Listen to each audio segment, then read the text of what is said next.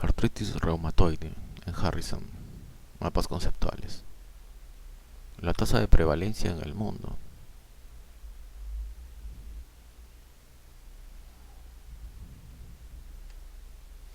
La artritis reumatoide o reumatoid arthritis es caracterizada por poliartritis simétrica y periférica, que es la más frecuente de las artritis, y inflamatorias crónicas. Pueden causar daño articular y discapacidad física. La poliartritis simétrica y periférica es sistémica, extraarticular.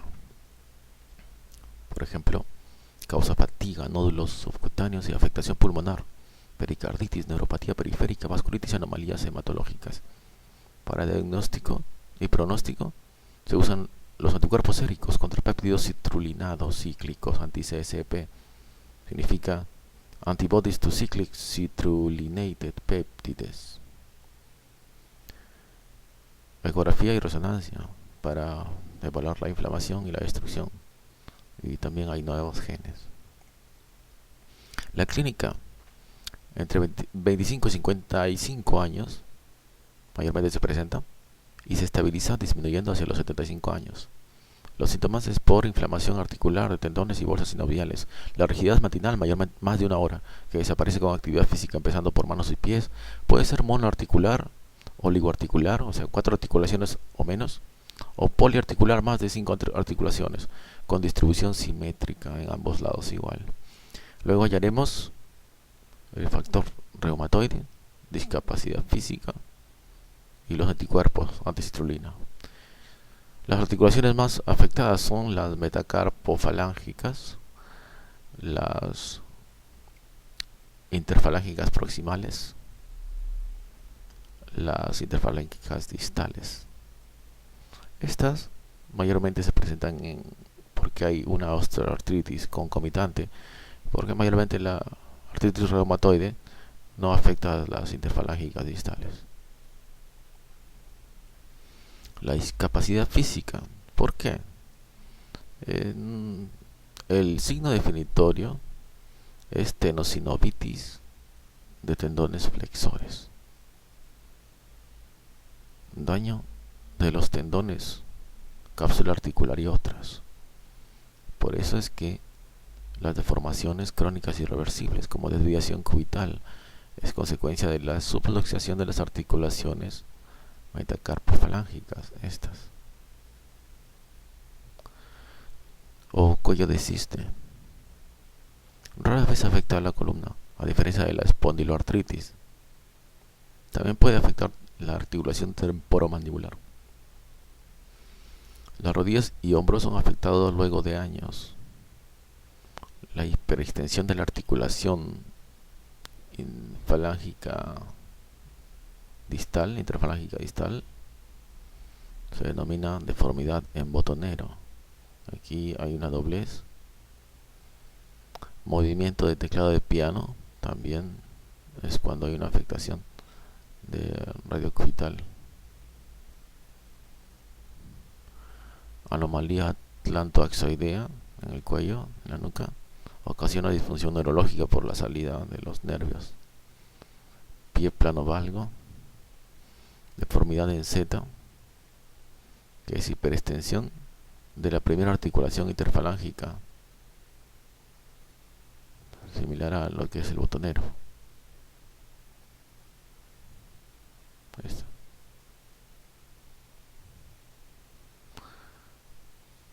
Pero esa es la primera articulación interfalángica. También es la explicación de que disminuye el arco del movimiento, a menudo la potencia de prehensión y haga que los dedos asuman posturas de contractura. Esta es la clínica. Bueno, también hay clínica extraarticular. En pacientes con antecedentes de tabaquismo, inicio con discapacidad, factor reumatoide en suero, se presentan los síntomas. Síndrome seco o en el ojo seco de Sjögren, anemia, síndrome de Felty y vasculitis, nódulos pulmonares. Signos y síntomas constitucionales: sistémicos. Anteceden a articulares. Los síntomas constitucionales sistémicos son primero, como por ejemplo, debemos sospechar vasculitis sistémica o infecciones.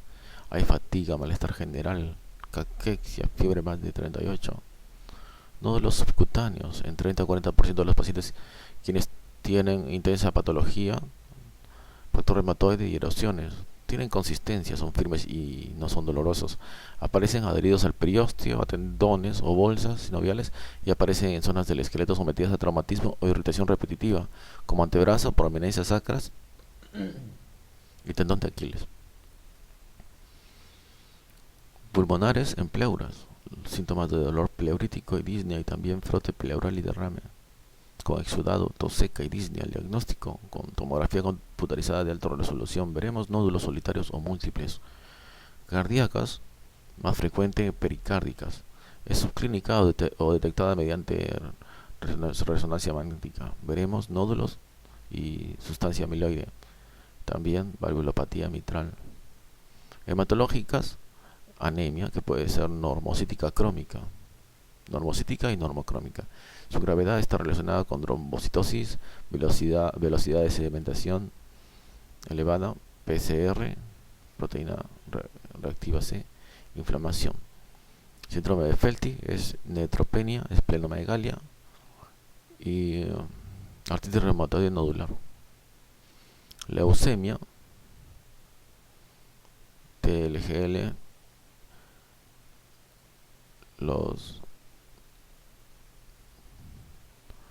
las células T granulares, una leucemia linfocítica, significa leucemia de linfocitos granulares grandes, o linfoma de linfocitos B grandes. Entidades patológicas concomitantes. Estas acompañan a la artritis y la agravan, como el hipoandrogenismo, tal vez esa es la causa, o es que causa la artritis. Y al contrario, la testosterona protege. Entonces, cuando hay mucho estrógeno, también puede causar artritis. Osteoporosis, agravada por la inmovilidad, por el uso de glucocorticoides y por la inflamación. Surgen fracturas en la articulación coxofemoral, por ejemplo, o enfermedades cardiovasculares como arteriopatía coronaria y de aterosclerosis carotidia. Nódulos reumatoides no dolorosos. Consideraciones genéticas. El Mayer Histocompatibility Complex, el complejo mayor de histocompatibilidad. El gen Human Leukocytic Antigen DRB1, que codifica la molécula de la cadena beta del complejo mayor 2. Sus aminoácidos en posiciones 70 y 74 son los epítopos compartidos del síndrome de Sjögren, shared epítope. No, este es el epítopo compartido, shared epítope, que hace que los enfermos de peor pronóstico tengan anticuerpos contra CCP. Aumenta los riesgos los que presentan alelos 401, pero disminuyen los riesgos los que presentan alelos 101, 404, 1001 y 901. Esta es una articulación sana con cápsula, membrana sinovial sin inflamación, la cavidad sinovial amplia, cartílago conservado. En cambio, una con artritis reumatoide, la membrana sinovial está inflamada, casi ocupa la cavidad. Ese tejido se llama panos. Hay macrófagos, fibroblastos, linfocitos y células dendríticas, células plasmáticas, neutrófilos y células endoteliales. Aquí podemos hallar el antígeno citrulinado. Contiene citrulina. A este van a ir los anticuerpos específicos contra la artritis reumatoide.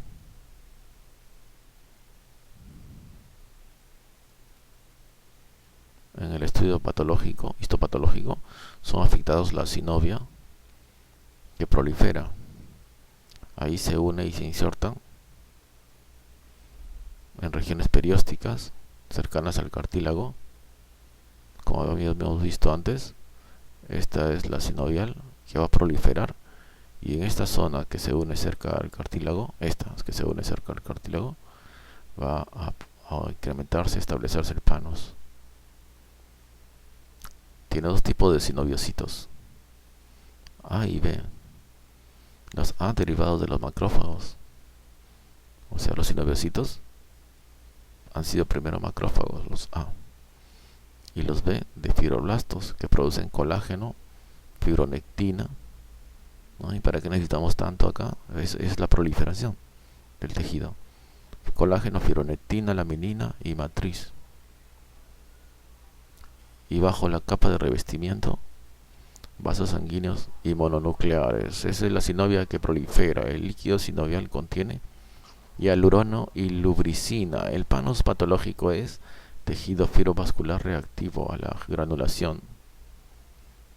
Invade hueso y cartílago mediante sinoviocitos similares a fibroblastos que invaden con cadenina 11, ocasionando un infiltrado de 6 tipos de células inflamatorias: linfocitos T, que son el 30-50%, B, plasmocitos, células dendríticas, células cebadas y unos cuantos granulocitos, que forman folículos linfoides similares a centros germinales que contienen linfocitos T y B y células dendríticas. Entonces decíamos que son afectados la sinovial, que contiene los sinoviocitos, que provienen tanto de los macrófagos o de los fibroblastos, y que debajo de la capa de revestimiento hay proliferación de vasos sanguíneos y mononucleares. También prolifera porque el líquido sinovial contiene hialurano y lubricina. El panos patológico es tejido fibrovascular, hemos dicho, reactivo a la granulación. Invade el hueso, sinoviocitos, y está predominantemente por células inflamatorias como T, B y estos. El cartílago, por otra parte, se adelgaza. Aquí no se ve tanto la diferencia, pero el cartílago debe estar más adelgazado. Daño mediado por osteoclastos. El hueso se erosiona también. Osteoclastos. Estos osteoclastos se expresan CD68, fosfatasa ácida resistente a tartrato, captecina K y el receptor de calcitonina, formando lagunas de resorción ubicadas entre el panos y el hueso. Allí erosionan donde se insertan los tendones, ligamentos colaterales y la membrana sinovial. Los osteoclastos ahí erosionan entre el panos y el hueso. Esto explica el lugar de la erosión radial, en articulaciones metacarpofalángicas que habíamos señalado antes. Esta es la articulación metacarpofalángica. Esto causa la desviación de la mano, de los dedos. Radiografías en que se advierte la progresión de erosiones en la articulación interfalángica proximal. Este es entonces acá no vemos la carpofalángica, solamente la proximal interfalángica. Hay erosiones. Aquí, por ejemplo. Aquí. La anatomía patológica. El problema es la inflamación sinovial y su causa puede ser por inmunitarios, por ambientales o por factores genéticos. En inmunitarios, que estos factores inmunitarios originan disregulación del sistema inmunitario y transgresión a la autotolerancia. Es decir, está completamente siempre activado y no toleran, no se atenúan por nada.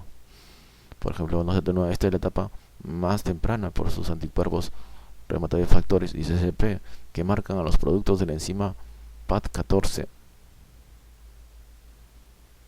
y a otros autoantígenos, es decir, son parte de nuestro cuerpo, sin embargo está despertando una reacción inmunológica. ¿Qué parte de tu cuerpo? Nuestro colágeno tipo 2, el cartílago humano GP39, agrecano, calpastatina, proteína de unión a inmunoglobulina, BIP, inmunoglobulin binding protein y glucosa 6-fosfato isomerasa. La citrulinización de las proteínas del líquido bronquialveolar sucede más por En el líquido bronquialveolar también hay citrulinización. Por lo tanto, reacción. ¿Por qué? Porque se ha suscitado esa reacción, el tabaco, por microorganismos. Microorganismos activan el TL receptor. Linfocitos T activados crónicamente envejecen, como los TCD4, que estimulan a linfocitos B. Estos CD4 son helper. También mejoran la sintomatología cuando se les ataca con ciclosporina y abatacept, porque estos son biológicos que disminuyen la respuesta inflamatoria. Es tumoral necrotic factor. Abundan en tejido sinovial. A esto le llaman pecado por asociación. Como los hayan presentes en el tejido sinovial en abundancia, se piensan que también son los culpables los CD4. Tienen correceptores de membrana, también de complejo mayor 2. Los linfocitos T, ¿por qué son aumentados? Bueno, los incrementa, el cual produce entonces a mayor anticuerpos que dan origen a plasmocitos, que son los que crean anticuerpos contra los antígenos reumatoides y citrulinas. Estos CD4 son estimulados por T-helper 1. Estas son colaboradoras. T-helper 1 produce, el T-helper produce tumoral necrotic factor alfa o tumoral necrotic factor, linfotoxina beta, interferón gamma, interleucinas 4, 5, 6, 10, 13. También son estimulados por los TH17 activados por 1, 6, 23 interleucinas. Tumoral growth factor beta para secretar interleucinas 17, 21, 22, 26 y 6, TNF alfa y granulocitos macrófagos colony stimulating factor. Pero estábamos hablando solamente de los inmunitarios, la transgresión de la autotolerancia causada por los CD4, que son estimulados por los T-helper 1 y 17, ¿no? Porque hay una citrulinización, porque los microorganismos han suscitado la respuesta. El tabaco también han convertido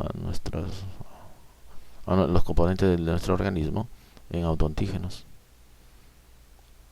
La desregulación del sistema inmunitario, todas las células de la articulación como los fibroblastos y los linfocitos T presentan un receptor para capa B, RANK L, receptor activador del factor capa B, del ligando del factor capa B nuclear, que hace que se produzcan osteoclastos con la membrana festoneada,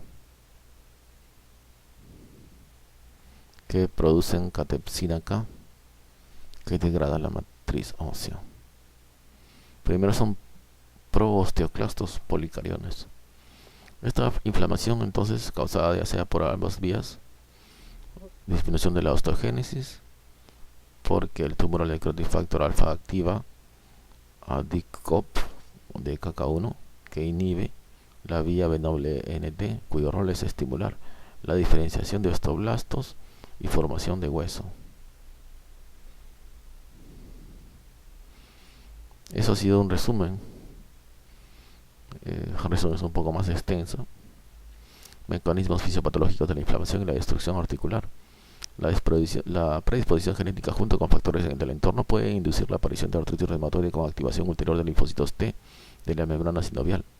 Los linfocitos T CD4 se activan por intervención de las células presentadoras de antígeno gracias a interacciones entre el receptor de linfocitos T y el antígeno del péptido de complejo mayor de compatibilidad de clase 2, con estimulación conjunta a través de las vías CD28, 80, 86, así como otras vías.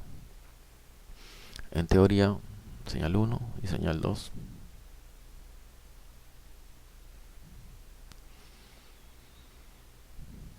En teoría, los ligandos que se unen a los receptores tipo TOL pueden estimular todavía más la activación de la PC. Bueno, esto lo hemos resumido antes. El diagnóstico de la artritis reumatoide por los síntomas y signos de la clínica, o por laboratorio o por imágenes. Por laboratorio hay inmunoglobulina M, G, A. La M es la más usada en suero, de 75-80% se haya incrementado la inmunoglobulina M, pero está en otras también, otras patologías como es Sjögren, lupus, crioglobulinemia, infección crónica, endocarditis bacteriana, hepatitis B y C. Entonces no es definitivo. Los anticuerpos citrulínicos específicos sí son específicos, 95%. Los reumatoides también, ambos se igualan en la sensibilidad y sirven para el diagnóstico CCP-RF. El líquido sinovial presenta más de 2000 células, como 5000 a 50000 células por micra cúbica. La mayoría son neutrófilos.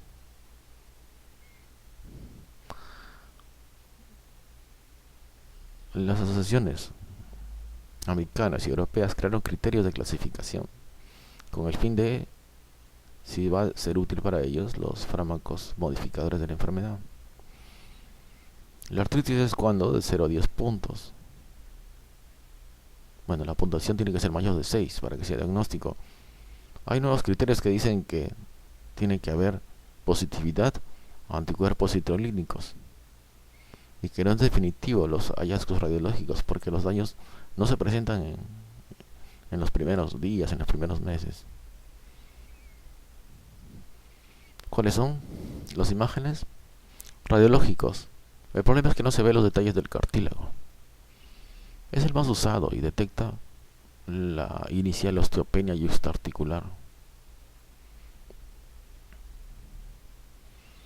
También la ecografía y la resonancia magnética detectan partes blandas como sinovitis, tenosinovitis y derrames.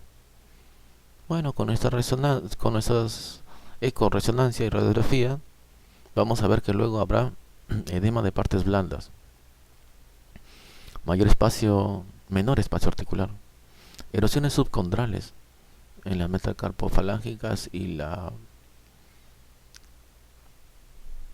falanges proximales, interfalanges, y las metatarsofalángicas en la cara lateral del quinto. El más del 50% tendrán discapacidad en 10 años. Fallecimientos por cardiopatía isquémica e infecciones.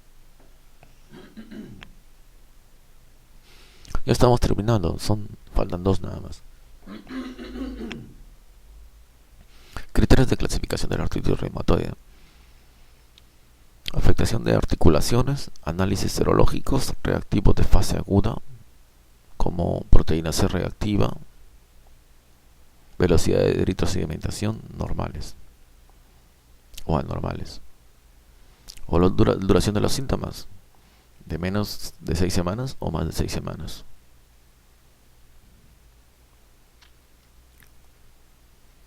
Los criterios presentes intentan clasificar a los pacientes recién diagnosticados que tienen como mínimo una articulación con sinovitis clínica definida que no se puede explicar por otra enfermedad. Entonces, la clasificación puede ser 1 si son de 2 a 10 articulaciones grandes, o si son de 1 a 3 articulaciones pequeñas, calificación 2, o si son de 4 a 10 articulaciones pequeñas, o si son de más de 10 articulaciones, como mínimo una articulación pequeña. Si hay negatividad para los factor reumatoide y anticitolínicos, 0. Pero si hay positivos, pero es de menos de 3 veces el límite normal alto, 2. Pero si es de más de 3 veces, 3. Tratamientos.